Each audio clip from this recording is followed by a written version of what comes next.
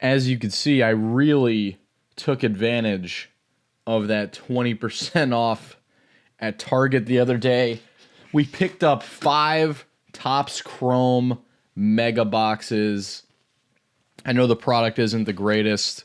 The rookie class is really lacking. We went from Bo Nickel and Alex Pereira to like Manel Cap, and I honestly don't even remember any of the rookies in this, but hey, let's maybe hit some good autos. They got some nice short prints, the Youthquake, Hidden Gems, or whatever the hell it's called. And we could talk some UFC 300. That's mostly why I got all these, because it's the biggest weekend of the year for the UFC. I even think it's bigger if Conor fights, because personally, I don't really care to see Conor fight again. I don't at all. I mean, I'm more looking forward to the press conference and him being hungover or in a coke binge, in the middle of a coke binge or something. But, all right, let's see what we could get here. I have the betting odds next to me. We'll try to multitask. And already our auto, and it's a Stephen Wonderboy Thompson, actually one of my favorite all-time fighters. I know he is, I think, in his 40s now, on the bit of a come down in his career. Couple losses, like he'll never be champ again. He'll never even sniff a championship belt. But still one of my favorites.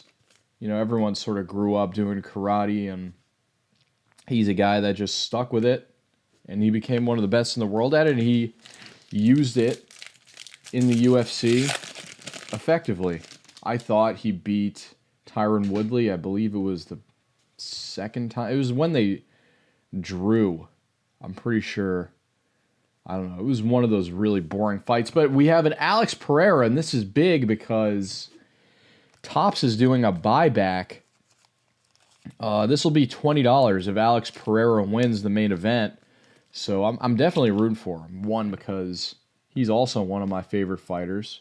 Just a stoic. He's a throwback. He's a warrior. But if he wins, that's a $20 card. And we get an X Factor of Conor McGregor. So pretty good box. I mean, I could talk all the trash I want about Conor. I mean, I still love Conor. Don't get me wrong. Do love Conor McGregor. He's hilarious. And if you follow him on Twitter, if you ever catch his voice memos before he deletes them, where he's singing, where he's doing all kinds of crazy stuff, where he's probably wasted or who knows what, high on something, and he's just saying the most outlandish, crazy things, he's got one of the best Twitters. That's what I love about the UFC. And that's what I love about Dana White. This guy has a big fight as well. But what I really love about the UFC is Dana White, even though they have a sponsorship with, I think, like Venom and Reebok, Adidas, all the, and well, most importantly, a UFC or an ESPN deal, TV deal, Dana still lets guys like Strickland and Costa and Conor just be themselves, you know? Lets them say crazy stuff. Lets them be as wild as they want. There's Colby Covington, another guy. Huge Trump supporter. Always being controversial. And they're never punished. Everyone's allowed to be themselves. Everyone's allowed to hype the fights up in their own way and promote themselves in their own way. And that's what makes the UFC the best organization in all of professional sports. It's because guys are allowed to promote themselves in whichever way they see fit. We could see their full personality. There is Elvis Brenner. Why does this guy look 80 years old? That's crazy. Doesn't say his age, but this dude's got to be 83 years old. It's like he's using one of those AI apps that shows what you would look like when you're 80-something. That's what this dude looks like. But that is a rookie card. And yeah, we got a lot of ripping, so got to start talking about UFC 300. Starting off, we have Cody Garbrandt and Davison Figueiredo. People just love to look at Cody's fight against Dominic Cruz all those years ago. I watched that fight. It was impressive. He was feeling himself. But anytime he's faced a guy that's championship caliber that isn't named Dominic Cruz, who was coming off knee surgeries, the guy was made of styrofoam. He comes up short, and this will be one of those times. Figgy is going to knock him out, just put him to sleep, take him out of his misery. It's over for Cody Garbrandt. Say goodnight to Cody No Love Garbrandt, one of the cringiest nicknames in fighting. And the sad thing is, oh, what is this? We have Pedro Munoz. So I guess every box, just the first pack is an auto. And there's Garimbo. He's a decent rookie in this. But we have a refractor Pedro Munoz autograph. Okay. So yeah, Cody's getting knocked out. I like Cody. I don't want to see him get knocked out, but he is. We got a lot of fights to cover here. I'm just going to cover the ones that matter. Jim Miller. I want to see him win more than anyone on the card. I hope he does. Will he? I don't know. Probably not. What else do we got on here? Just it is such a stacked card. But something is missing. There's Jamal Hill. I don't think inserts count towards the buyback. Emmers and Farrat. This girl is great. Huge win for her over Blanchfield, who was one of the top rookies in the last round of Panini products. And her cards were worth a lot, and now they're worth nothing. Then we have Kayla Harrison and Holly Holm. This one, I mean, it just seems way too obvious that Kayla Harrison is going to smash her, just take her down, annihilate her, just completely own this fight. Holly Holm, 42 years old. She looks awful. She looks like it's just time. It's time to just step away. You know, it's time to just. It's over. Right off into the sunset. Be a karate instructor somewhere in Albuquerque, and call it a night. That's it. But somehow, like, you look at the Bo Nickel line, and he's minus 2,800. Kayla Harrison's only minus 450. Holly Holm plus 350. It might just, I guess it's because of name recognition. The bookies just know people are going to bet Holly because of her name, so they don't need to make the odds that big. Something just stinks about that. It should not be that close, the betting line. So something stinks there. I think Kayla Harrison's going to win, but I don't love that the line is as close as it is. It should be pretty lopsided, but it's not. Here is a brick-by-brick refractor. These look pretty nice. Evloev, guy that could possibly be fighting for a belt sometime soon. So I'm going to take Kayla Harrison. I think it'll be a decision. I think it'll be boring. I think we'll be glad that it is not on the main card. It won't just suck all the momentum out of the... Oh, there's a nice one. Mikhaev and Johnny Walker. That's a really cool picture. See, they didn't need to make everything horizontal. They didn't need to make everything horizontal. Vertical works just fine. This is a really nice looking card. Johnny Walker and Mikhaev, X-Fractor. So I'm going to take Kayla Harrison, but she just smoked Aspen. Oh, we have gold.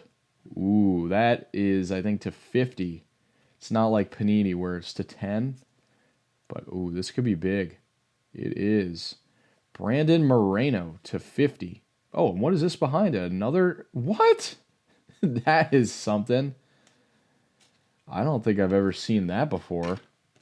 That feels like a manufacturer's error or something. But 2 numbered Brandon Moreno cards. How do you like that? I mean, it doesn't seem like he'll be champ again anytime soon. But, hey, good fighter. Always entertaining. 2 numbered cards. Back, I don't know. That definitely seems like some kind of error on tops. But we're running out of space here, man. A lot of cards we got in display. We still got 3 boxes left. We're running out of room here. Okay, let's get into this. And now that I know the first pack is the auto, I'm going to move it to the back so we can make it all suspenseful. All right, number 3. Or no, move that to the back. Okay.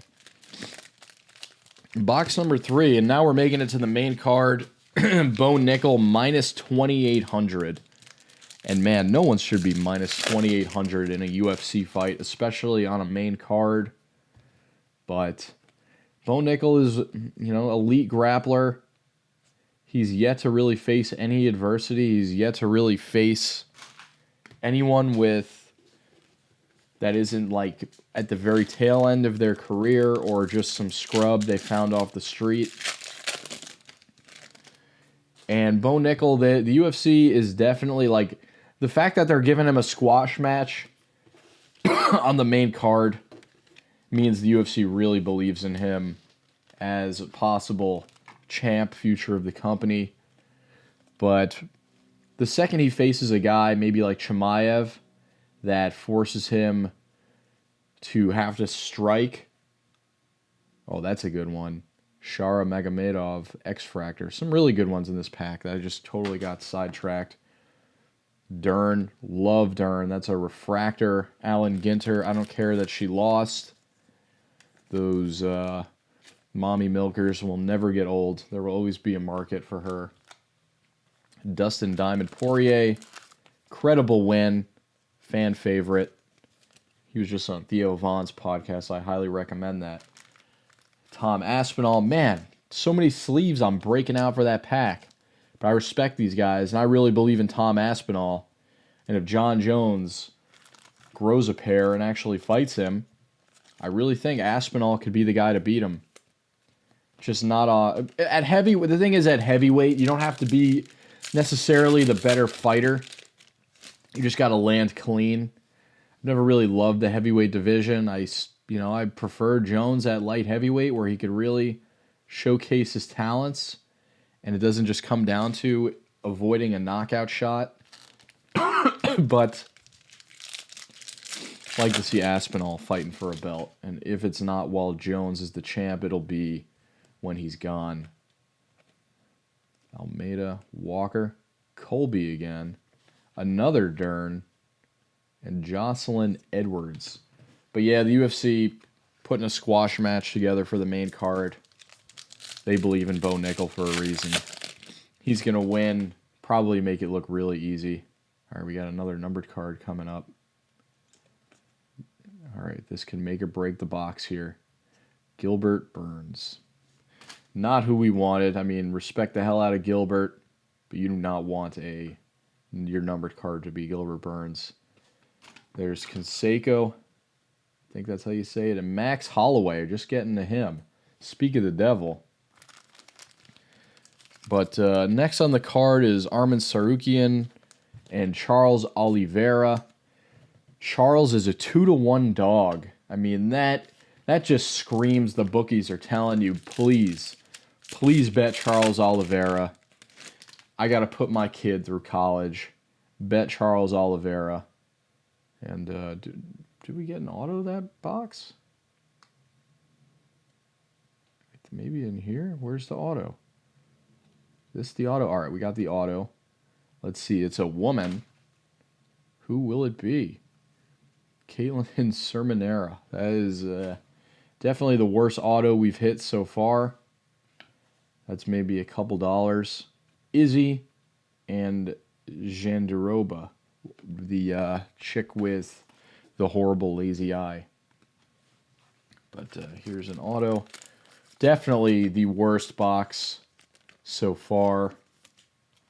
I almost want to... Where is that? This guy with the weird eye.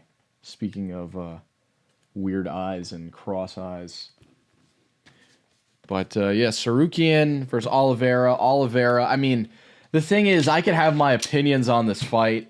I could say, you know, Charles, genuinely one of the greatest fighters I've ever seen.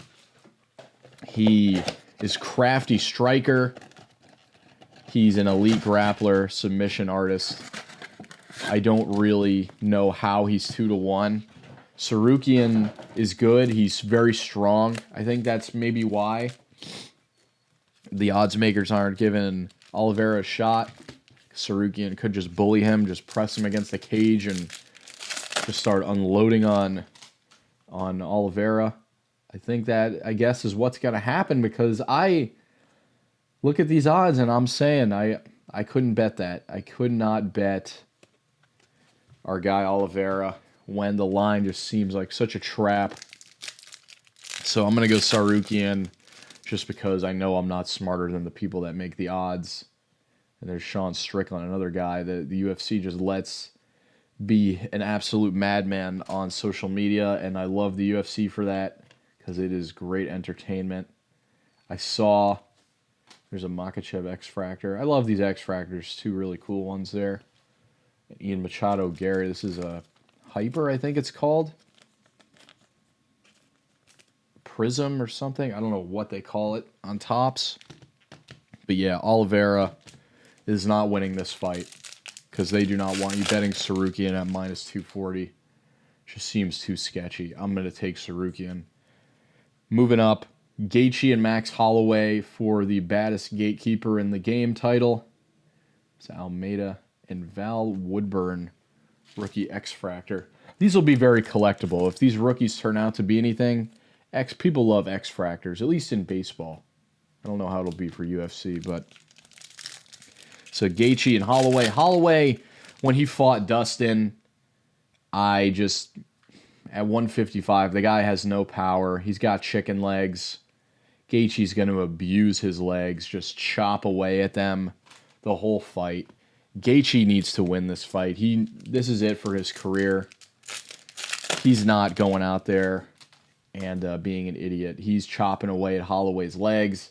He's walking him down, and maybe he gets outstruck, but it won't matter because Gaethje's going to finish him. Chop away at the legs, tee off on him, do whatever he wants at Max Holloway. It's going to be a slaughter. People won't tell you that. I'm going to tell you that. People want to convince themselves Max is going to win. Oh, look at this. Calvin Kattar auto. So I know who I'm going to be rooting for in that fight, which I think skipped over by accident. So there, Calvin Kattar's going to win. Simple. I loved Aljo. I thought he was a great fighter. When he fought O'Malley, I thought he was going to win that fight. He came in and just mentally weak, walked right into a trap, fought like an idiot. He does not have what it takes to be a champ. And here we go, the final box. So I got Calvin Kattar. We got Zhang Weili and Yan Xiaonan. I don't really care who wins that fight. The UFC wins that fight, no matter what. The UFC wins that fight because the Chinese market is untapped. They've always wanted to break into it. And now they got a win-win situation.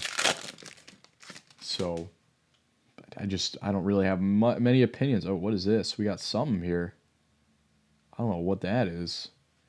Could have some kind of very rare, cool hit here. Oh, it's an auto. Robbie Lawler, Octagon Legends to 10. Wow. Okay. Ruthless. And I love how he just signs his name as Ruthless, RL, for Ruthless Robbie Lawler. And I don't know if he's in the UFC Hall of Fame yet, but he will be. There's always a guy, like, you want to talk about guaranteed to be a guy you put on the main card and won't disappoint and will give people their money's worth. Look no further than Robbie Lawler. Some of the greatest fights of all time. Him and Rory McDonald, Johnny Hendricks. Just, this guy has given his life to fighting and entertaining the masses. So he really is a legend. That's to 10. Hell, I might even slab this one up and keep it. I have some fond memories watching Robbie Lawler. It's almost like his matches are almost like WWE matches where it's just back and forth, blood everywhere, extremely entertaining. Almost like his matches were scripted. That's how awesome and entertaining they were. I mean, obviously they weren't, but they were just like movies, his fights. Just like literally Rocky movies. And then the Jones X Factor. We take those. He is the GOAT. And we got Reyes, Aldana, Whitaker. Crazy, 5 boxes in. We've only hit one of the buyback cards. No Jamal Hill buyback. But, I mean, Pereira is one of my favorite fighters. I'm looking at this betting line. I'm looking at how both these guys fight. It's really just going to come down to who lands clean first. Who just lands that clean on the chin shot. I don't really think you can predict this fight. I don't think it's very cut and dry. Whoever lands clean first, I mean, the over-under for the fight is over 1.5 rounds. I mean, I would be disingenuous to get on here and say I have a strong feeling about who's going to win this. I know what's going to happen. I don't. But, man, if I had to pick, I'm going to say Alex Pereira. I just think the guy, he'll be more patient. He'll be able to find that clean shot first. And that's really it. It's an amazing week of fights. And I'm really looking forward to it. I'm going to enjoy it. I'm going to enjoy the hell out of it on the East Coast. Shout out to the East Coast people. Fights probably won't end until like 2 in the morning. But I know some of the British people get pissed when I say that. They're like, oh, poor American. We have to wait. We have to be up till like 5 in the morning. But yeah, I just hope you guys all enjoy. I will say that the one thing they're missing on this card is a freak show fight that just makes 0 sense, like a Brock Lesnar, like a CM Punk, like some kind of freak show fight that brings in the masses. I'm not saying it needs it, but that's definitely what it feels like it's missing on a UFC 300. Like we had Cormier and Anderson Silva. That fight made no sense, but it got me excited. With Brock Lesnar, Mark Hunt. We had Brock Lesnar at UFC 100. GSP was also on the card. Man, some good times. But, I mean, you compare this card to...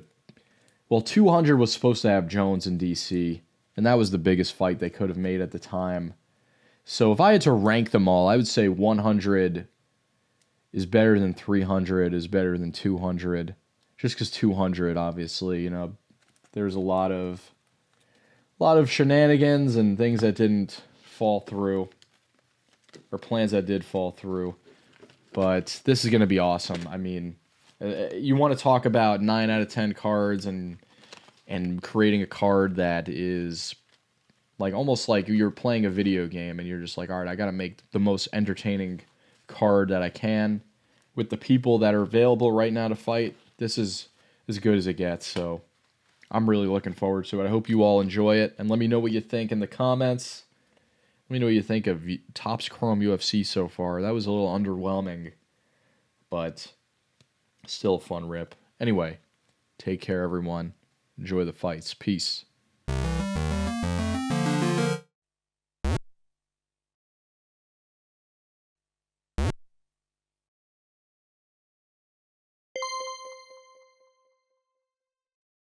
Degen Rips with his fingertips. He'll go broke.